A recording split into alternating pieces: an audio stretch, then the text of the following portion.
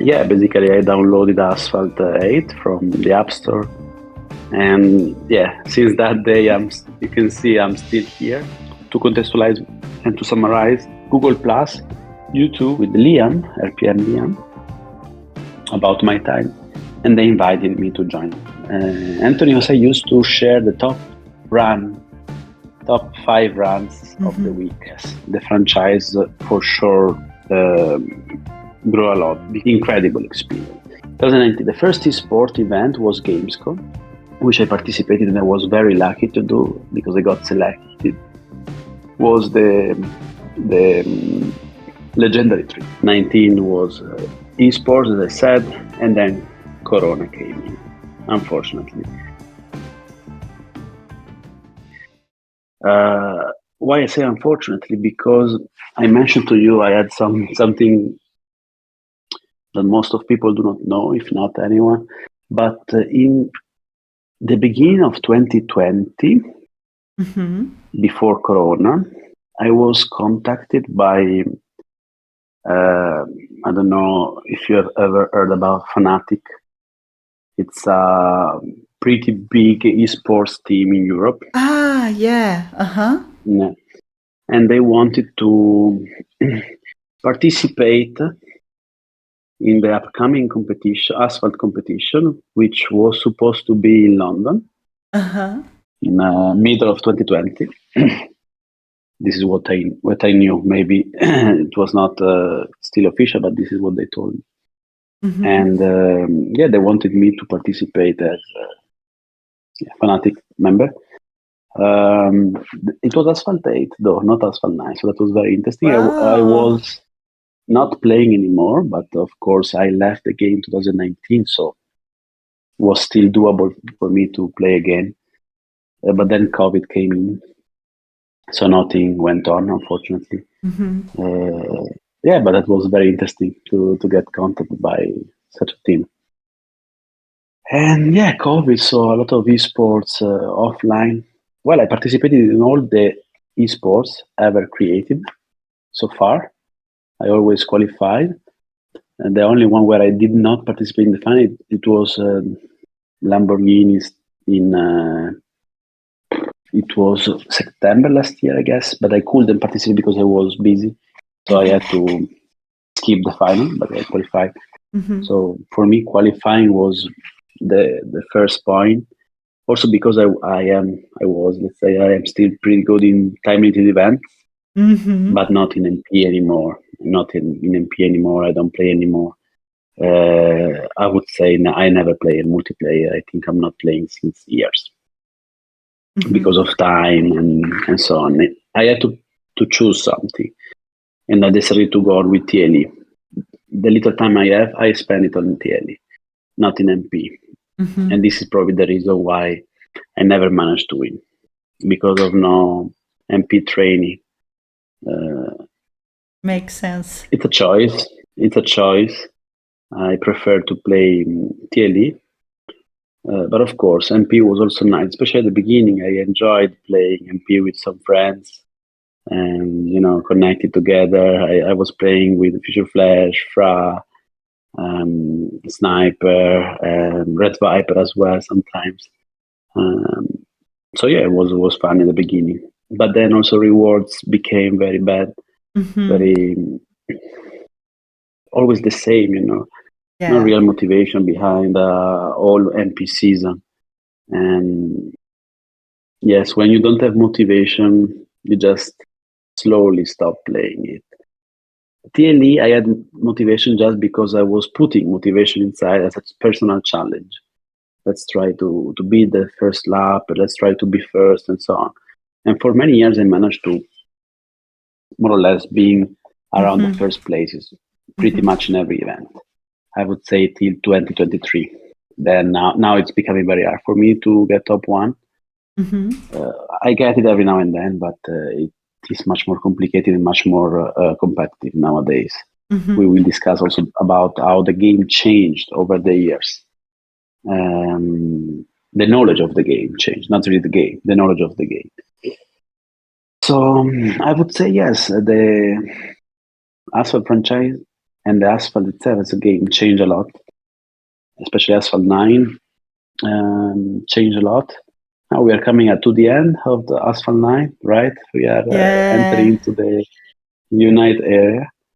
So I'm really curious to see what it brings, how we will interact with the other mates. We will be able to play together. Yeah, So that'll be fun. finally.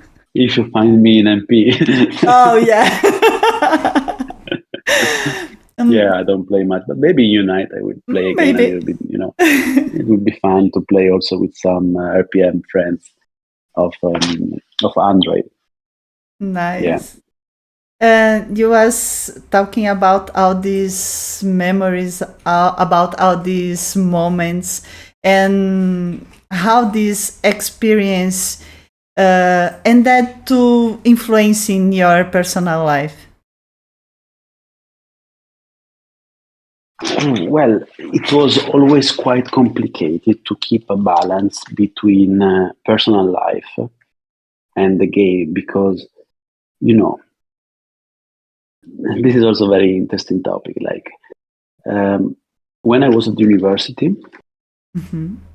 actually, when you're at the university, you have only one goal, one task. That is get your degree as soon as possible with the maximum grade. But you don't have to take care of much more than that, right? So of course you need to cook sometimes, you need to clean a little bit, but that's it. You don't have other tasks coming from outside. And so you have time to play. I had time to play. I play a lot. I used to share a lot of videos on YouTube. I have more than 1,000 videos on YouTube because I had free time. After all, you study, you relax, you play, and you can really balance stuff. Now I cannot do it anymore. Now, of course, I went on with the university. Actually, I went on with my studies with a PhD. And during the PhD, I also decided to found a startup, so to found a company, and basically now I'm working there full time. So in my own business, so it's very difficult to find the time to keep the level high for Asphalt because now I'm also getting older, unfortunately. So my learning curve is not as steep as some other guys that are very young. So to keep that level, you really have to play a lot every day and play also MP. Now it's becoming very difficult. So I cannot compensate that. I can only compensate sometimes with some very smart routes or some tracks where I already know pretty much how to play there. Some cars. For instance, I'm pretty cool in Eternal City, but there are never events in Eternal City, so I don't know what to do about it. Never. Always the same, but never Eternal City. It's funny. The last one I think was like in 2019, probably. So imagine the last. No. There was a Tushek event, where I won a nice polo. Yes, I got top 2, but they almost never put Eternal City. So yeah, to answer your question, it's very difficult to do both. That's why I'm reducing the amount of time I invest in the game. I don't publish anymore on YouTube because I don't have the time to edit videos, to select the videos, edit the videos, choose the song, all this stuff that you know very well. It takes time if you want to focus on the quality. It takes time. And now there are also other players who share better laps than me. So why should I share laps that are not even better than that, right? So it's better just not to share. I regret not doing streams for sure because I was streaming a lot during the, I would say 2019, 2021. I really enjoy a lot streaming, but then, as I said, when I started my own company, I didn't have any more time for that, and energy as well, because of course you need energy. You need neighbors that allow you to speak a little bit loud. Here I don't. I'm joking, but yes, and So I still promised to my community one last streaming, and I will do that. But I don't know when. But I will do that. I know I keep saying that. But, Take your time. We can wait for you. You guys are too kind. Yeah. So I hope I answer your question. I was here thinking that you are the biggest reference among all the players during your career in Asphalt 8. And after it, in Asphalt 9, you continued to be a solid pilot of knowledge and references. We can say that one of the best. And you said that you like TRE and not MP. So on Asphalt 8 and in Asphalt 9 as well, how you do to master a route or a car? How you create this knowledge that our community go to get in your YouTube channel? That's a good question. So as I said before, I really took inspiration from Google Plus back in 2015, and I saw how others were sharing, and I decided to share also my labs. I started sharing them because sharing is scary, right? And you need to share. If you want to improve in the game, you need to share your labs because people will tell you what are your mistakes. If you don't share, you will not improve. So yes, basically I started sharing, and I also started to learn more and more.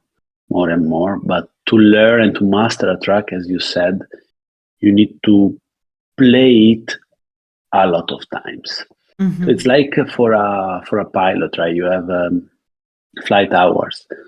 It's the same here for asphalt. It's you have hours invested in the game, hours invested in a certain track, and you will learn every single race something more.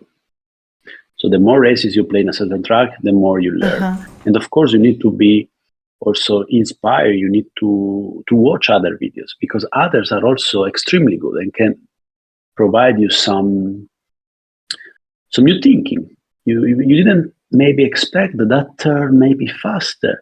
So now you know that. You will use that for your next race and you will improve. So the knowledge really every time evolves. And you need to keep that in mind. If you stop playing and you want to come back 4 years after, you will really struggle because you lost 4 years of knowledge. Of course, new videos will have new knowledge and you can learn from them. So the initial part will be steep, but then to catch up takes so much time because you need to invest hours. You need to really invest hours. So there is no really shortcut. There is no really shortcut on that. You need to invest time. But also, if you share and you speak with other players, you really learn a lot. So that's really the best thing to do. And this is what I was trying to do with videos on YouTube, where people could watch them and learn and try to imitate, beat me. I was doing that in Asphalt 8 regularly. In Asphalt 9, I was also doing that, especially at the beginning. Then it became more and more difficult for me to, first of all, upload videos because of time limitation. Secondly, it became very competitive. So at a certain point, you don't want to share as well a lap that you know it will be beaten. It's part of the game. Right. So you start reducing a little bit the videos that you show because they will be beaten, right? So you have to share, of course. But sometimes you wait. Maybe you wait. You don't share at the first hours. Maybe you wait and share after. These were all mechanics that all of us for sure went through. But then time for me became more and more valuable, and I had less and less for asphalt. So I only share some laps that I really felt satisfied with, right? Mm-hmm. So and you have some of them in my channel. For instance, now you have the last one that I shared with the community was Eternal City, Jesco, a very nice combination of car and map that I enjoyed and loved. Tried several times till one day it came to my mind that left could be faster. I was thinking there is no reason why it's not faster. Then I tried it, executed better and better till finally understood it was faster. And it is faster for any car, actually, almost any car. So, yeah, a lot of discoveries by myself, but also by many other members and players happen in that way. You play, and once you are so much connected to the track, to the game, things come to your mind, and you discover new stuff. It's quite impressive. But this is how also research works. The more you are into something, the more your brain thinks about it, and the more you discover. Oh, nice. And even dominating a route to get the best time in a qualifier, in a tournament, is always a tense moment, I guess. So, do you usually play until the last time for these tournaments, for these events? Or do you prefer do your best and then stop and follow the leaderboard? Yeah. I play very little also during qualifications because of work reasons, so I cannot play all day, unfortunately. I say unfortunately because I would love to play more, especially qualifiers. Those are the only few events where you can really extract everything from that combination, learn every single detail. But you need to invest time on that, and of course, sometimes I can, sometimes I cannot. But I may say that I don't invest much time in qualifiers. Even the last ones where I got top 2, I didn't invest much time. I stopped already 2 days before the end. To be honest with you, I was lacking some motivation in terms of prize pool, and also in terms of the fact that I already knew I could not be there at Gamescom because I will be in Colombia that period. So there was not much motivation or really improving in the last part. So yeah, I don't play it in the last for sure. I play some hours in the evening.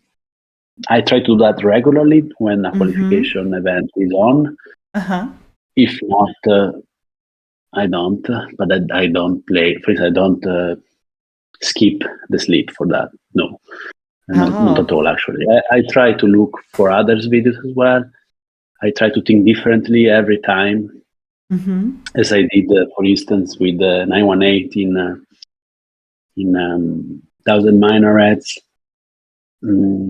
As I did several other times now, I don't have all of them in mind, but that's really a moment where you can, Bentley, for instance, in Tuscany, but that's a moment where you can really think differently, right? Because that every single millisecond in a qualification event makes a difference. So if you find a new route, that's the best moment to use it. Nice. And talking about tournament and back in what you were saying before, involving your experiences with esports, from the in-person tournaments and the friendships that are born in these tournaments, and the changes that come with pandemic and with tournaments being to play in online way, how you feel about it. You how can I say, you miss the adrenaline and the fans to the in-person tournament. Yes, absolutely. As I mentioned before, offline tournaments are a completely different story than online. Completely different. Uh, only few people who are watching this video can really understand the type of pressure and stress that you have when you are sit in front of hundreds of people, for instance, like Gamescom or Vodafone, and you have in your hands the device. By the way, in my case was even a phone, Android phone, and I was using an iPad, so it was very difficult to play. But basically, you are sweating, you are nervous, I can understand. And believe me that you make silly mistakes. And if you are just watching online, you are like, but why this guy is doing these mistakes? He never does that. Yeah, okay. But because offline is different. Offline, the level of pressure that you have is totally different. And I can see that also offline. Wow. I spoke with some players and participants to find, and I remember very well the first time. Everyone the first time was nervous. Many good players were nervous the first time, and not only the first time. So this is something that you don't take into account, but you have to deal with. And over time, you learn how to manage that. Of course, you have to. But still, the first rate is always a little bit, nervous. The pressure is high. Yeah. And so, especially live, especially in person. And also, in person, you have the great opportunity to meet new friends, to meet players you were playing against before, learn from them as well, share moments. It's really one of the best things of playing games, I would say, of esports, actually, at least for me. And yeah, we had great memories, definitely. Oh, nice. And this adrenaline, it bring to us multiplayer racing. You said that you don't play this much today because the busy life. And well, do you miss these races, this adrenaline? Which your favorite map besides Roma? And Wow. you don't seems the people that get mad by getting a knockdown, or where someone push you, throw you out the track, or when you are in racing. So is that you really don't get mad? I get mad, especially at the beginning. At the beginning, 2018, 2019, I was super mad. I was so upset. And sometimes I rage to people. What are you doing? I can't imagine it.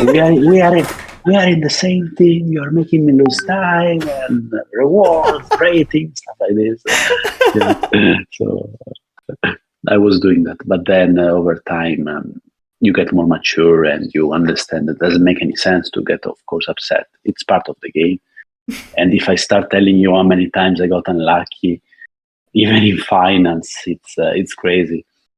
So you have to deal with that. You have to actually, it's a process. If you learn how to overcome those moments peacefully, keep calm, it really improves the quality of your game in terms also while you play, you are happy. And that's why I'm still playing, because imagine if you keep that rage, that anger every time you play, sooner or later you will leave the game. Yeah, makes sense. Of course. Yeah. So you have to accept what happens. And of course, keep improving. That's clear. Keep motivating yourself, challenging yourself. But there is no sense to get upset. And you also asked me something else. Now I forgot. Which map is your favorite? The map. And if you miss these disputes. Yes, the adrenaline. Yeah, the adrenaline. For the adrenaline, yeah, I miss MP. I miss MP a lot, especially when I was used to do some voiceover races all together on Discord. It was pretty nice, We were live calling each other and yes, having fun together. This is what I miss the most. About the adrenaline, the thing is that for me, it takes, I don't know, maybe 1 or 2 hours just to reach Legend League because you have to start from scratch and you have to invest 2 hours already on that. I don't like to do that. So I don't even reach Legend League because I don't want to lose time on the first part. Then once you are in Legend League, it's actually nice because you can finally meet great players, right? So you can enjoy more. At the beginning, it's really annoying. But yeah, I don't do that anymore. I miss that, yes, a little bit. And about the map, that's a tough question. Like, of course, it's Eternal City, but you said not to include that. Yeah, another one. I didn't think about it. I didn't think about another. That is not Rome. That's a good question. I'm thinking where I have my best memories. I have to look at my videos because I don't know. This is unfair. How about 1,000 Minutes? Actually, 1,000 Minutes. Yes, Good I one. like it quite a lot. It's very classic. Yes, I know, but I kind of like it. Gold Rush I like as well. But to be honest, over the time, I understood that having a favorite map it's normal, and of course you should have one. You should have one, but you should not focus too much in a single map because then you lose. You lose knowledge on the other. So you really need to be as much versatile as possible. You need to know all the maps. You can't have weakness. I saw a lap with Tuatara in Shanghai. That was craziness. Pudong by Driver, probably. I think, yes. There are some of his laps that are amazing. Well, you was talking about to play together in Discord. So, with the arrival of Unite and the platforms crossover, we will see the confrontation on the game of the most different driving mode. Touch drives, manual touch on screen, manual tilt, keyboard, controllers. As a player with so much experience, what advice will you give to anyone that is thinking about switch modes, maybe to become more competitive or just to be more comfortable? Okay. So the advice that I always give is to try to switch from touch drive to manual as soon as possible. That's of course obvious, but there are so many players in touch drive. Actually, speaking with some of the developers, they told me, this was more than 3 years ago, that 80% of players were, or even more, were touch drive. Yes. So imagine. And you know well, because you changed, that the level that you can reach with the manual is completely different than touch drive, right? So you definitely need to switch to manual if you want to improve and be more competitive. But then also manual, you have different modes, as you mentioned. I'm not going into discussion and details because that's not the whole point, but I can tell you from my experience that the mode matters. So if you are tap to steer, tilt, or you use controller, it does make a difference. One has advantages over the others and disadvantages, of course. So that's up to you. I'm very fine with tilt because I'm used to play with tilt, but there are some things that are difficult to do on tilt, like quick alignment. Also, when you tap on the screen, quick taps for shockwave and stuff like that, which you can do. You can do, for instance, on PC or controller. And of course, controller is very hard to learn, as far as understood. I used to use controllers back but when I was playing on consoles. Now I never play as well with controllers, so I cannot really judge on that. I just tell you based on what I see. I see players able to tap on the screen very, very quickly, which is impossible for a manual on the screen on the iPad, right? So, and that could help you. We are speaking about little advantage, but at high level, it's essential. And then any advantage will do the difference. Yes, of course. About the platform, I think the most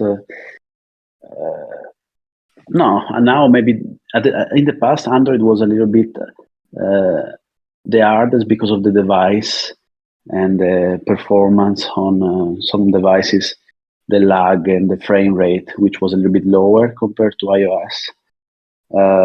So getting good times over there was harder, for sure. Now I see players that are incredibly good on Android as well. Also, devices are extremely smooth and powerful. So now we are on the same level. Windows, I never played there, so I cannot really judge. But I see players that are extremely clean and extremely good. So I would say nowadays Windows have the best set of players for sure nowadays. In the past was not like that. We had few players very good on Windows. iOS was probably the most competitive in the past. Nowadays is Windows for sure. Things change over time, right? So yeah. And do you have the desire to try Windows or controller?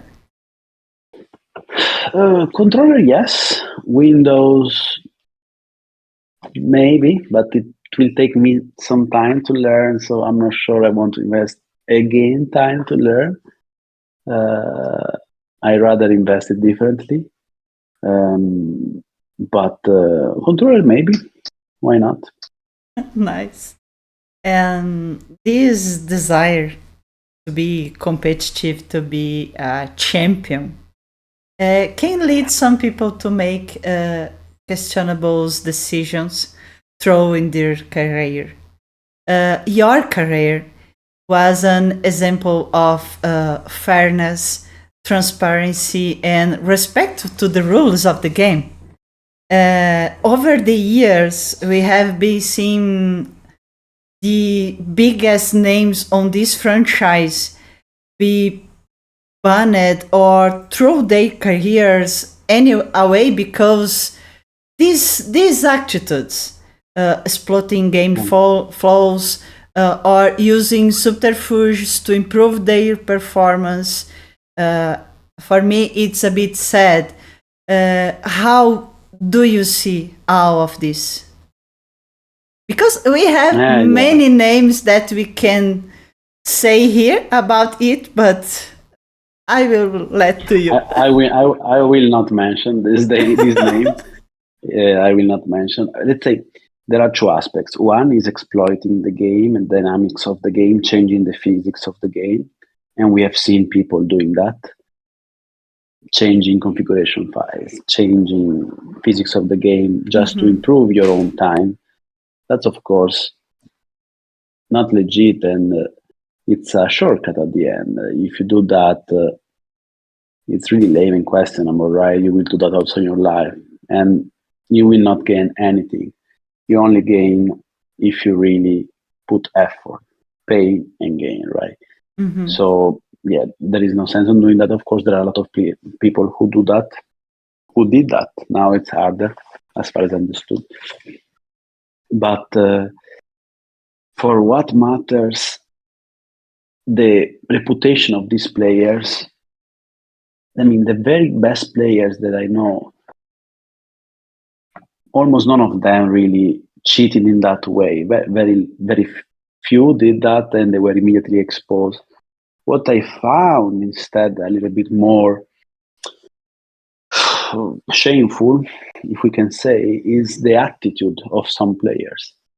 Is the attitude, the fact that they wanted always to create drama or flames or discussions on something. And we have some players who did that. You for sure know.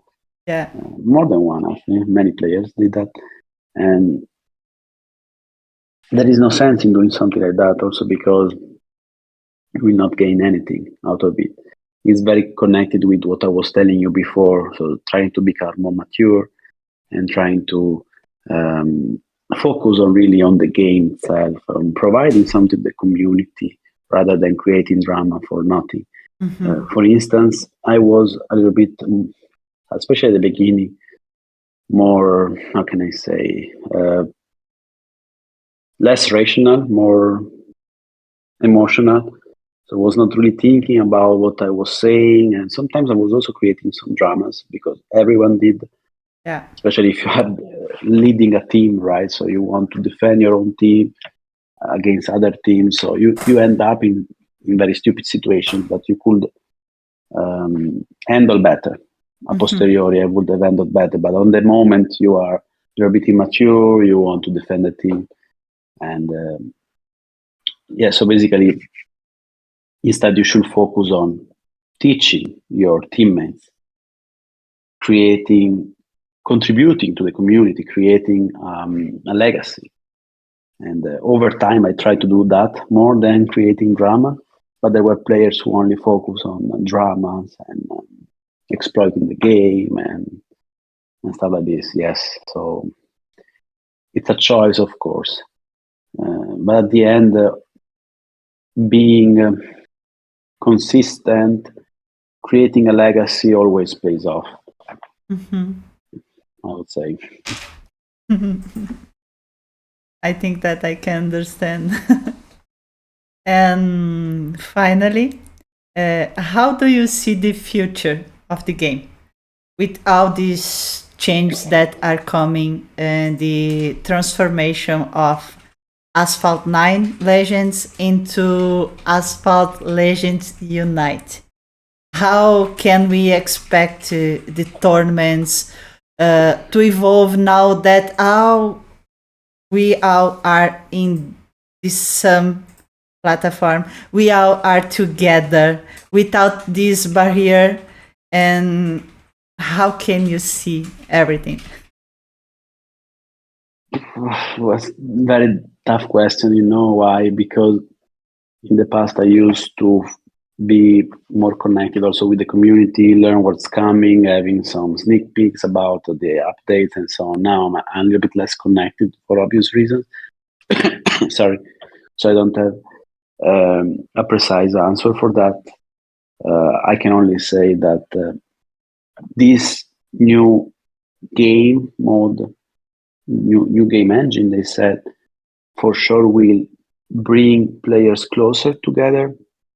So the community will grow and will interact even more. And that's very nice, actually, in my opinion.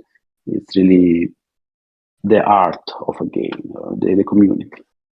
So also for the teams, this would be very cool, right? Because finally you can play against other teams in other platform.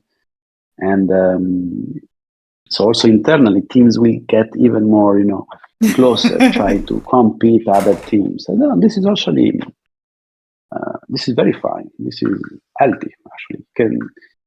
It's, I would say, healthier than, can I say, then it creates more health than drama. And about what I would like to see more is really in my opinion, is the connection between community managers, especially the latest one, and the creators. So the last year I was very inactive, so I'm not even so accurate in what I'm saying because the last year I was not really much there. But I believe that nowadays influencers like you really gather a lot of views and players in one spot, your channel. And I would really like to see more exclusive content only for influencers. Also give away something to them, but like new, as it was in the past, they used to give away tokens, cards only for influencers, because at the end we invested, you invest, I invested time in preparing videos, in preparing material, in communicating stuff, and the rewards for us decreased a lot. At the beginning we used to get some tokens also for this. Now I'm not sure now the last time, but we didn't even get the cars, just to tell you. So I would like to see more content on that side. And I would like to see also Asphalt 10. No, I'm not sure how the dynamics and mechanics of the game will change. I don't think it will change much. But it's 6 years right now, so I would like also to know if there will be an Asphalt 10 or not. I asked, but I didn't get an answer. So we don't know. We don't know. So it's too early to think about that, I guess, because Asphalt Unite will kind of be Asphalt 9.5, right? So towards 10. But I'm not sure. And I'm looking forward. We will can see RPM Alex on multiplayer races in Unite, at least to do some races together? With you, for sure. Yes, you will see me. I will try to play at least at the beginning a little bit more, for sure, because I have a lot of friends who I want to play with. So you will see me. I will try to do a stream as well in Unite. Not sure when. Don't ask me when. But yes, if we start playing again, it will be Unite MP. Yeah. Nice. Alex, I want to say thank you so much for this talk, for these moments, and I really appreciate it. I was very nervous at the start, but your way calm to talk make me feel so good. Thank you to give me this time and this opportunity to talk with you. And I hope to see you in Unite and maybe here again.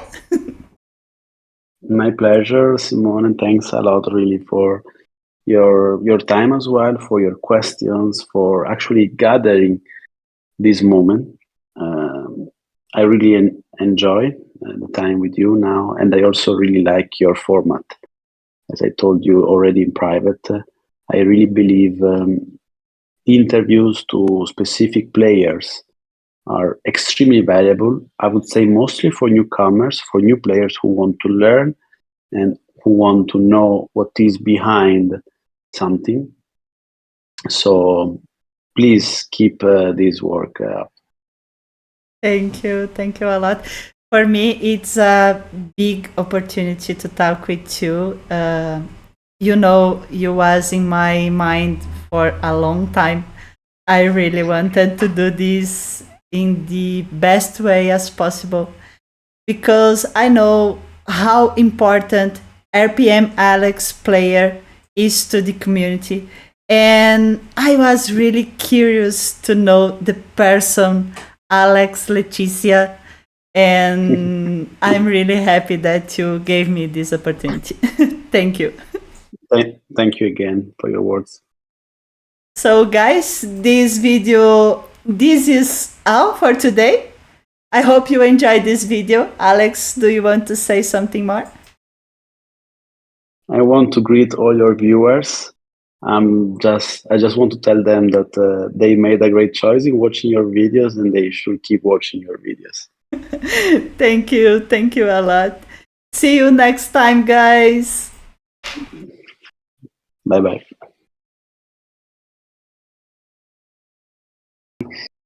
But if I know that many people will watch the video, so I didn't mention some people. I hope so.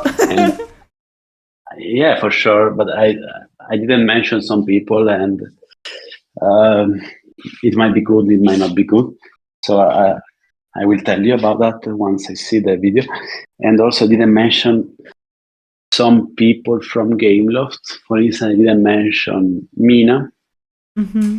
You know Mina, right? Yeah. So that's a pity. I don't know why I didn't mention her. But okay. All the rest, I think I mentioned many names. So I should not get people angry at me because I didn't mention them, That's the only concern I have. I think this is pretty normal. Yeah, your questions were... Yes, exactly. But your questions were pretty much covering everything, but I didn't mention Nina for sure. I didn't mention Cool. I didn't mention,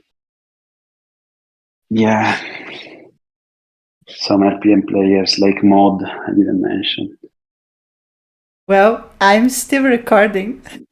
Okay, really?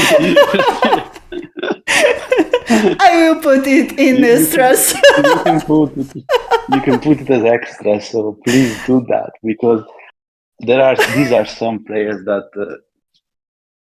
did so much for me or for the team that I definitely want to mention them somehow. So I didn't manage to put them in the answers because I went really freely on the answers. I didn't prepare the answers, as you can see.